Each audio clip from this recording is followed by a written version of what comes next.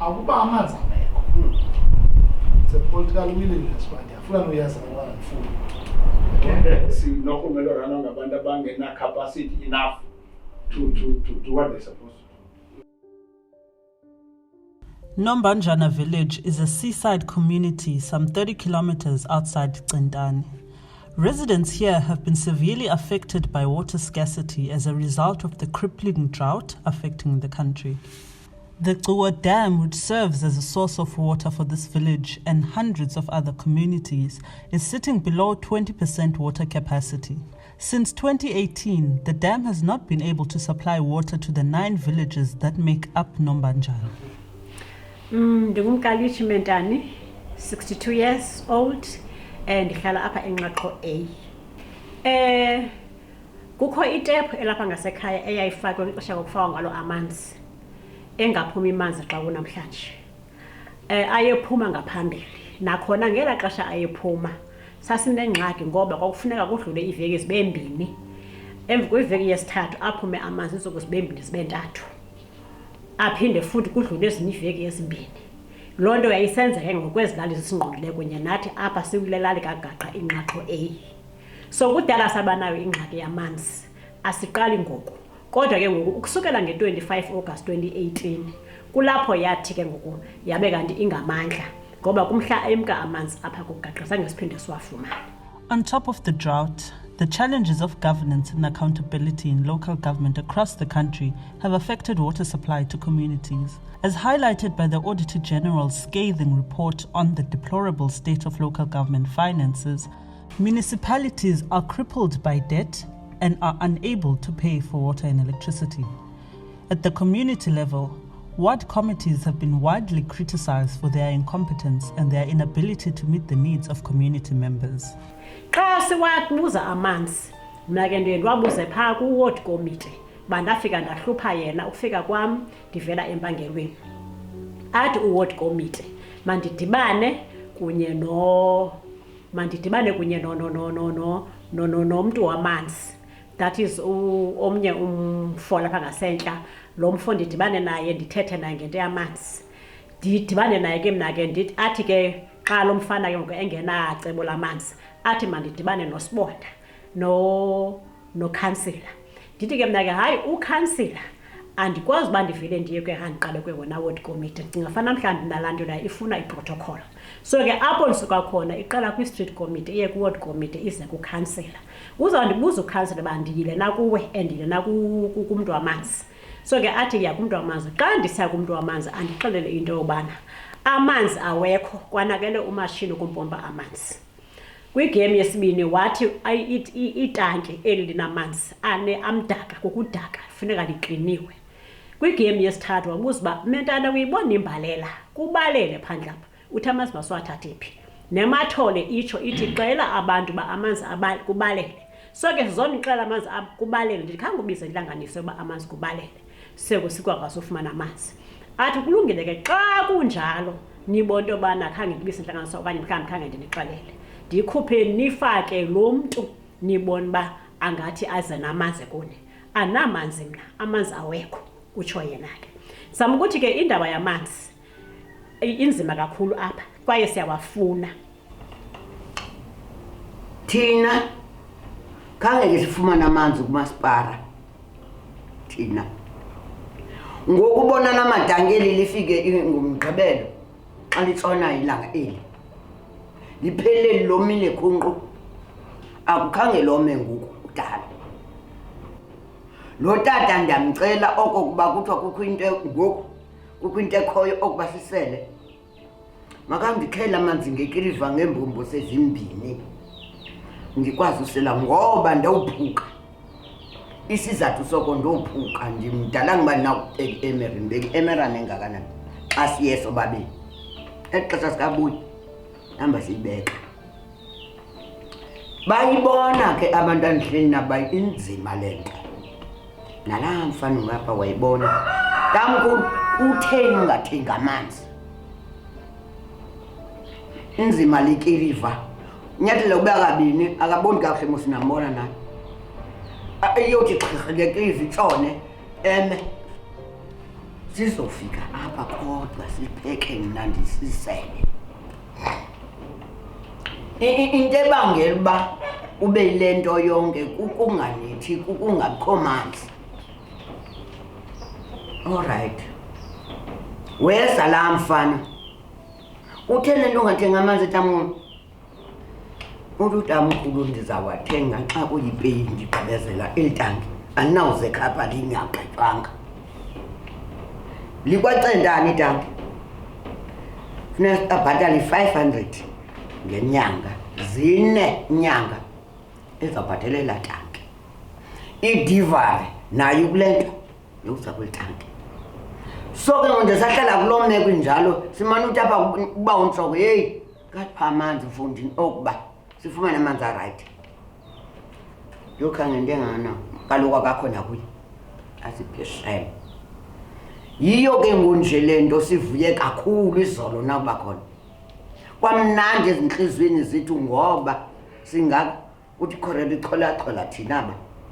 Nithi ke ngonje nina abantu bachama soloko sihlamba idlanza. Sizawathatha simana ke ukha ngalantu uyibonayo lingapha inamanzi lawa.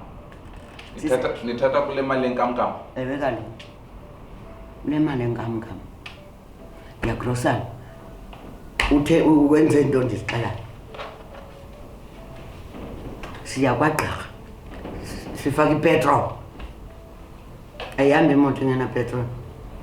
The implications of the water crisis in the Mngquma municipality have real financial consequences for the largely poor communities in the area. Locals with resources like trucks and tractors have taken on the task of transporting the river water to the villages for a fee. The water ranges in price according to the litres sold. Locals can expect to pay anything from 450 to 1,000 rands. Ofuna ukulima ikati yakhe siyamlimala abhatale. Ofuna amanzi njengoba amanzi engekho kulelali kodwa ithepu zikhona. Siyamkhelela abhatale. Lo mali simbiza yona. Amanzi wethu ke angange 200 liters. Ubhatala noba i-1000 liters ngamatangi mabini. Lilinye 1000. Ngoko ke mna njengoba ndimapha ndingukajaje ndirela lo bantu abo bantu bafuna amanzi. Ofuna inkuni ndiyomthathela abhatale. Ayikuba ndiyayithanda loo nto ngenxa yoba ndifumana imali. Ngoba abanye abantu abathathi ntweni. La manzi siwareya sibabhatalise ngamanzi engebe wafumana kwezi thaphu ziminje kulelali. Bakhona ke abantu ababhatalwayo apha elalini. Ababhatalela uba amanzi akhona engekho. Ndikhe ndayibuza ke loo nto. Kukhumeya kukho ingxaki yomntu ongenandlu apha elalini. Ndabuza uba abantu babhatalwa imali amanzi bathi amanzi aphi. Okanye ndibabhatalela ntoni amanzi engekho. Kwathi izawulungiswa loo nto sawunikwa amatanki. Naloo matanki ke andikawaboni. Endixakweyo ke ngoba ikhona le moto imanuzisa kwitanki elinye amanzi. Kutheni la manzi ngawakhiwa wadipha kule ndawo ezimpompo zifanele uba ziwathatha kuyo. Ngoku abantu basela amanzi anehagu ezifileyo. Ndiwakhe mna ngezantsi ndiwakhe ngasentla ngasezantsi ndibona ihagu emanzini ifile. Ngenxa yoba akazuthina akananto azayisela. Ndikhe ngasentla andiyazi ke enye ihagu efele ngasentla. Kodwa ndiyawasa ebantwini ngoba awafuna enjalo. Amanzi asinawo. Ndizawukha ndiphinde ndokhelela nam. Kulaa ndawo ndithi ndibona ihagu kuyo efileyo. Ndizawukha ndithi phapha ndiphinde ndokhelela nam. Ndityela amanzi anenje efileyo nehagu efileyo besiyibona inja kwezi epheleyo. Sakhupha inja sakha amanzi. Sisela apha amanzi. Yonke le ndawo isela apha amanzi. Lo mlambo kuthiwa ingqusi lo. Kodwa elizuba kuthiwa lakwabhoyi. La manzi anjena ke njengoba niwabona alezi ngubo zamasela. Sekanti lo mlambo mde usuka ngapha nganene kwesikolo saseDondashi. Njembu sihla kuhambeke kukho izinto kuthiwa ziiphampasi. zilahlwa kwalapha ngabantu njengoba kwimifula engenayo kulahlwe into zepampers zitshone apho zekanezi yazo bekho sikwisifo sehagu apho nezo hagu zilahlwa kule mifula le mifula ithuthela kwakulamanzi so kunenkomo ke ziyasela apha nempahla yonke into sityala amanzi anjena asinawo amanye amanzi amanzi ayefakwe ngumasipala ngo-2008 sangasebenze ukusukela ngoko amane ephuma nje zavenge loo nyanga ibenye aphume kabini evekini angaphumi saphetha ke ngoku sisithi ka umntu enomngcwabo aye kwamasipala ayokucela uba amanzi makakhutshelwe amanzi aswitshwe amanzi ajwe kwecala lomngcwabo wethu kwaso kwaphela kwaloo nto injalo ngoku siqesha iitrektara zizosikhelela amanzi kulaa manzi anje siwathe ematankini wethu uba lo sokuqasha qho xa unemali akho mntu unamali ke bakho zifemu apha siphila ngemali endodla abantu abapeyayo aqeshe omnye enza isibaya ambhatala loo mali azothenga laa manzi so ke siye sibhatale ke-750 iitrektara ikuthathele ke elo tanki lakho igcwalise lona kodwa yilodi inye le ikuthelela yona. Those who cannot afford to pay for the water truck have to take it upon themselves to physically walk to the river to collect water. This is a safety concern for women and children who walk long distances alone in the early hours of the morning. This leaves them vulnerable to potential rape, murder, or kidnapping. A majority of villagers are unemployed youths and sick pensioners whose only source of income are government grants. Their only source of water now is the contaminated village river. They share the water with livestock, and the river is also a dumping site for used nappies and sanitary towels. Ndithamba bomvu lamanzi xa uvuke uyabona ngomzekelo ngasawufika emdaka ngoku la bendwakhe ekuseni ababomvu ayangcwenga nokobhetela ngizabona ngoku uba uvuka ngofo awuzophinda ufumana amanzi aright ndisikele nale nto lithi masibe nekomiti yabona umzi wasekhaya akho mntana uphangela bafundile ndiyahlalela apha ndipeya ndithini kule ndawo uyabona jo ingahlala umntu le ndawo jonga apha mntana ingahlala umntu le ndawo uphelile unje awangcwenganga nje nasemlanjeni naphi anje kaloku bese kuphuma ihagu nenkomo ngoku xa ziwela zithotyelwa anje nasemlabeni ndiwazamile wangcwenga kwasemlanjeni anje nangosivota akho mahluko noba konyule uceba konyulwa ntoni akho progress yamahluko kula meko besizalelwe kuyo. Though the Mngxuma municipality is struggling to provide clean running water to its rural citizens, those in the urban area in Butterworth confirmed having access to clean water at least twice a day, in the mornings and in the evenings, while in some informal settlements around the country, people are able to access water throughout the day. These injustices have resulted in the youth taking it upon themselves to take action. Mandibulise bhuti wam lo uthethayo nguvuyo Flente weSizimele News. Ndisebenzisana kakhulu nabahlali balapha kuCentane ingakumbi kwa-Ward 28 phofu manditike uCentane wonke kwiimfuno zabo nanjengokuthi lapha ezilalini nje kunzima uba urhulumente afikelele kwiindawo ezinje abantu balapha yasokola so ndithatha ii-pictures ndiziposte kuFacebook ndithege oomasipala kuquka kubo uMnxuma kwakunye noAmathole. Ndiyasebenzisana kakhulu ke nezinkokheli zabahlali oMr Njobo abo baka-postal link ukuncedisana nabo banike information then ndiyiposte phaya. Inzima kakhulu into edibene namanzi because nam last week kumlambo endikhaku wamanzi apho ndafika kukho umntu achoka kwashito yakhe phaya abe ndiyokha amanzi phaya ndayithatha laa picture ndayifota ndayithumelela umeya waseMnxuma Mr Ncethez ndacimba uzophendula WhatsApp azange ndiphendule ndathatha laa picture ndayithumelela isithili somasipala waseAmathole umama unonantsika ngilibele mani igama ifani yakhe unonceba madikezela vusi akaphenduli unonceba madikezela ndiyabuza uba ungavuya nayifemeli yakho isele amanzi anje analento apho abahlali bandisapota kakhulu ndiyayivuyela kakhulu nesapoti abandinika yona bandenza nam ndibe nomdla uba kaloku into endiyicingayo kuba kuphuhliseke abantu andikule nto ndiyenzayo ndiyenza ndingajonga nzuzo qha kuba ndifuna iinkonzo zize ebantwini kwakuze umongameli we-PAC uMzwanele Nyonso no-MEC wakwa-Human Settlement uNonkqubela Peters umntu endandimposte phaya esokola engenamandla ehlala phakathi kwentshoko kwirawundi omdala phaya ovuzayo ndafota phaya ndafota Facebook yafikeleleka kupremier wathuma umphathiswa wezapho ukhelwa ke utatalwana kodwa ke kabathiwa seyishelter ethutyana kuyobhena kukhiwa indlest yena emveni kwe-lockdown. Domestic tasks in rural areas are largely undertaken by women who need water to perform them. These include cooking, laundry, and washing dishes. The lack of access to clean water hinders women's abilities to perform these tasks. More importantly, feminine hygiene becomes particularly difficult to maintain in these conditions, posing health risks to women. Igama lami ndinguNtomfuthi Sam apha kwaNombanjana ndina 34 years. Apha kwaNombanjana sinengxaki yamanzi. Amanzi agqibela kudala uphuma ngo-2018. Izikhalazo kunzima uba singazisa emntwini because uceba asinayo. Even iward committee yethu yemka kudala and asiyazi kuthiwa isekapa. Uceba wethu kuthiwa uyagula and thina loo nto leyo sesiyiva njengabantu. Kwaloo mntu umbambeleyo zange size eze kuthi simbone. And thina ile nto yele corona isibethile because amanzi funeka uvuke ekuseni uhambe uyokha amanzi emlanjeni. Umgama esiuhambayo xa sibheke emlanjeni umde kakhulu about 7 kilometers then funeka uphinde ubuye nalo 20 litre and abantwana bethu baxhomekeke kwakula manzi. Abanye bethu abantwana bethu bancinci asikwazi into yobana singahamba nabo ngoku ubheke emlanjeni unexhala ngasebe into yobana awuzofika abantwana bedlonguliwe na.